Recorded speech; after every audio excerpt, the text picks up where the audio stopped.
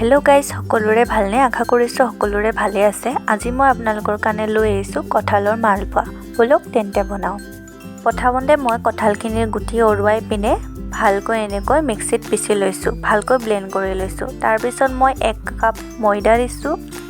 1 cup সুজি দিছো আপোনালোকে বিচাৰিলে চাউলৰ গুড়িও ল'ব পাৰে তাৰ পিছত অকমান গুড় দি লৈছো গুড়খিনি মই ঘিচি থৈ দিছিলো তাৰ পিছত অলপমান সফগুটি দি দিছো আৰু ব্লেন্ড কৰা কঠালখিনিও মই তাত দি দিছো তাৰ পিছত অলপ মই গাখীৰ দি দিছো গাখীৰ দি পিনে ভালকৈ মিক্স কৰি লম ভালকৈ এনেকৈ মিক্স কৰি লব আৰু অকমান গাখীৰ লাগিব মোক হেকানে মই আৰু অলপমান লৈ লৈছো এখিনি দি পিনে আৰু 1 চামুচ মই বেকিং পাউডাৰ দি দিছো যেহেতু অলপমান ফুলি উঠিব আৰু অলপমান সফট হৈ যাব হেকানে বেকিং পাউডাৰ 1 চামুচ দি পিনে ভালকৈ মিলাই লৈছো সক ফেন উঠি আহিছে আৰু অলপ টাইম থৈ পিনে এয়া মই ৰিফাইন তেল অকমান গৰম কৰি এটা কৈ সৰু সৰুকৈ এৰি দিছো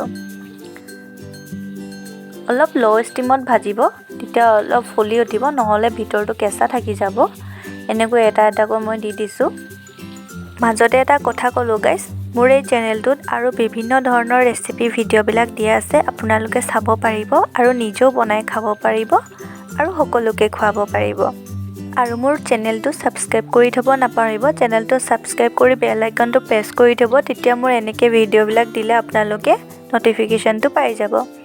তো এতিয়া সব এইখিনি মোৰ লো ষ্টিমত ভাজা হৈ গৈছে দেখিছেনে অলপ ৰঙা ৰঙা হৈ গৈছে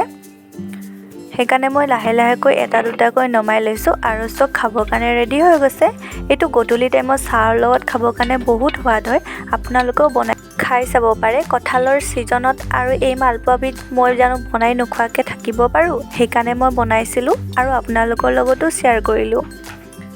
মোৰ ভিডিওটো ভাল লাগিলে লাইক কমেন্ট শেয়াৰ আৰু সাবস্ক্ৰাইব কৰিব নাপাহৰিব আজিলৈকে টাটা বাই বাই আকৌ লগ পাম নেক্সট এটা ভিডিওত